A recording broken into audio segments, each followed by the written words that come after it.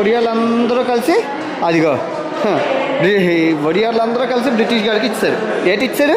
అది అదే అప్పుల్లో దిగి అంతా ఇచ్చేసారు అనమాట. వీళ్ళు అంత కష్టపడి రాజ్యాన్ని సామ్రాజ్యాన్ని వీళ్ళు ఫోటోలకి అందజేస్తారు.